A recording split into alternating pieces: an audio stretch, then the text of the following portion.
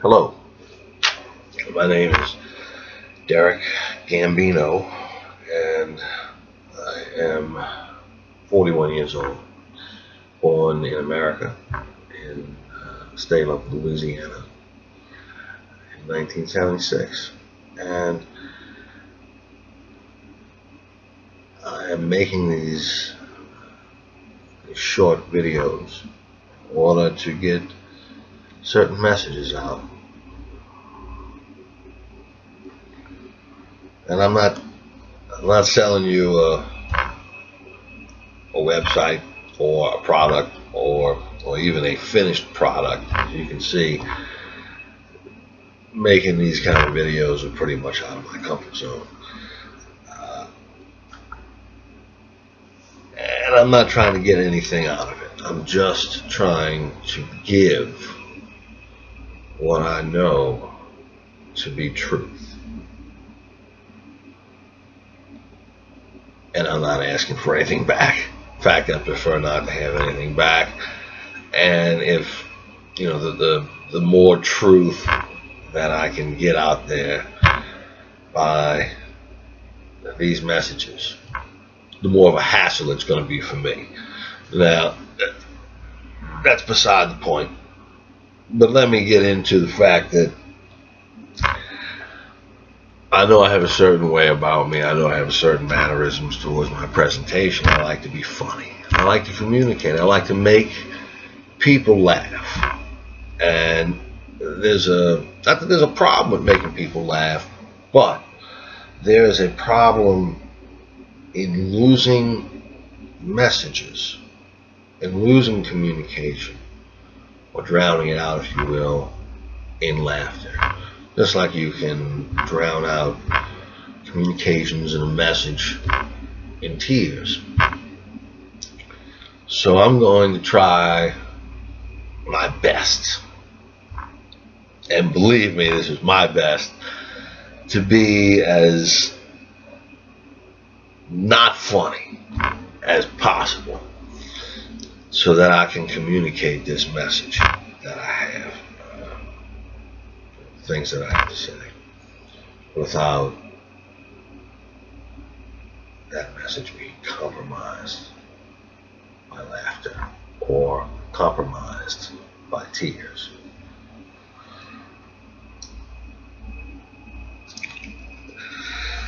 And something else I wanted to say about, those people who are getting truth out there, and there's a lot of you out there, and you know who you are.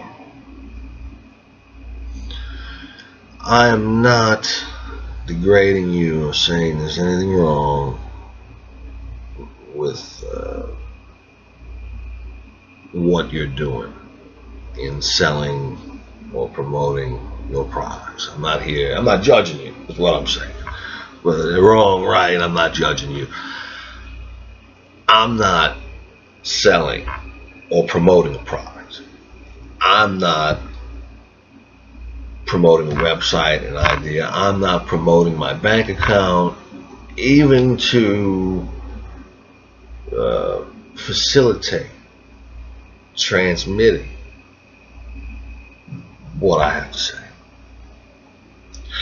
I'm wearing simple clothes. I have better clothes, but I don't want anything to take away from the message. So I wear the simple clothes, and let's just say, this way you can know from where it is that I'm giving this message. And there's nothing on the in-between to corrupt it. So let me go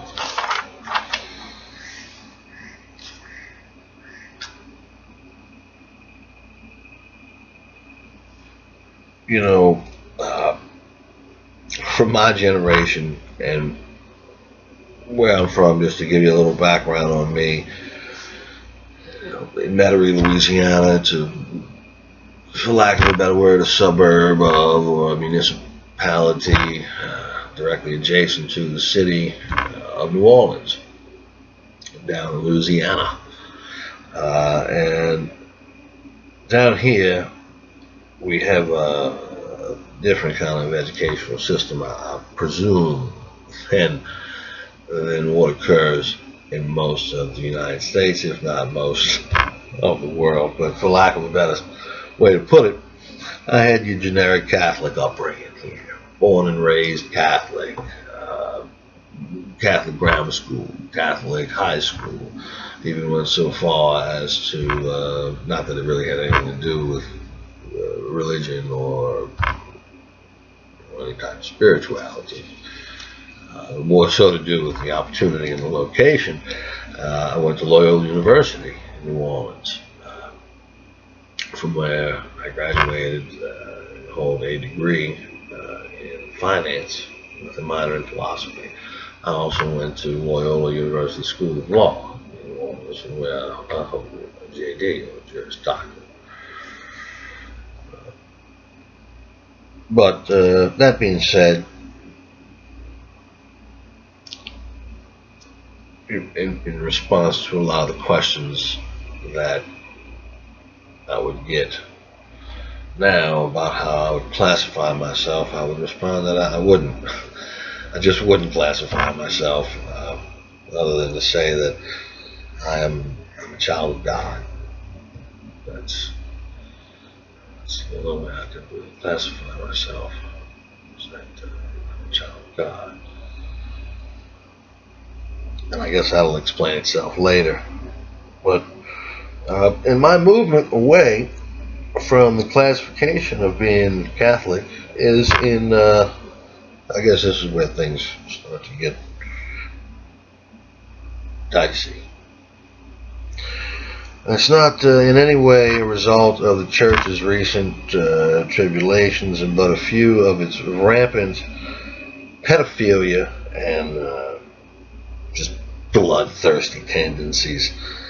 But I move away from classification in general, or should I say classification of man, because each and every man is a child of God. And part of our journey in life is to seek and to find truth. And the more truth that you seek and the truth that you find, you discover that many times, particularly in today's society, we use so many words to describe what is the same thing, and the result of using different words to describe the same thing is confusion in its meaning.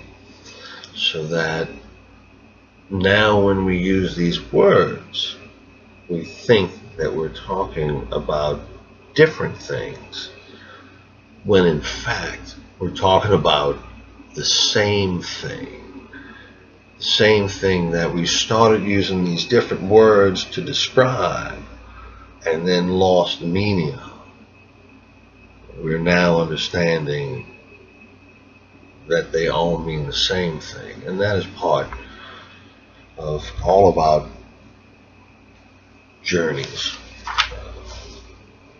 towards truth. And truth is a big topic, of course. I can talk about truth all day. Who couldn't?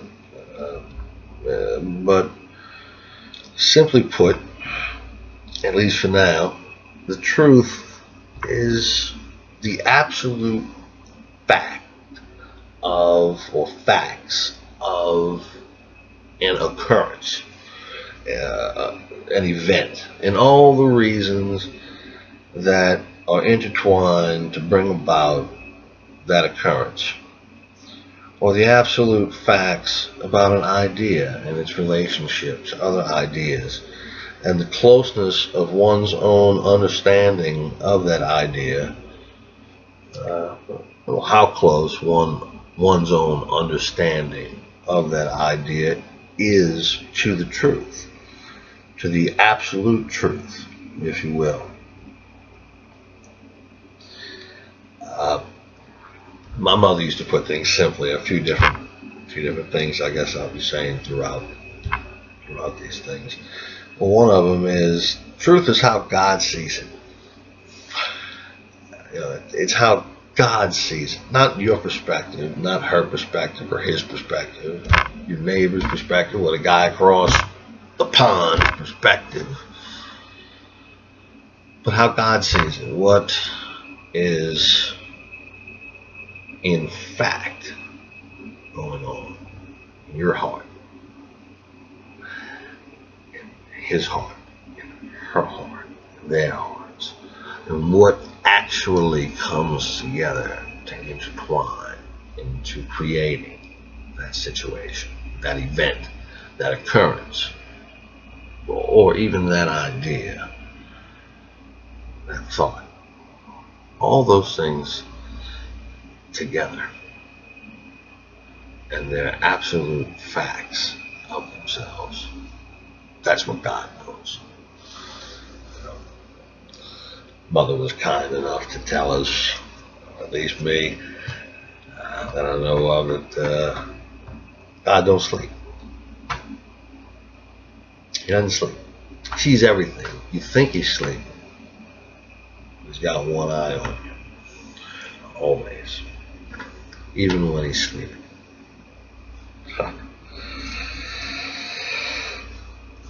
You know, and little Johnny, love little Johnny stories. You know, when little Johnny's telling his mama and the teachers that, you know, how the dog, I'm also going to try not to curse. I'm going to try really hard not to curse and not to be silly.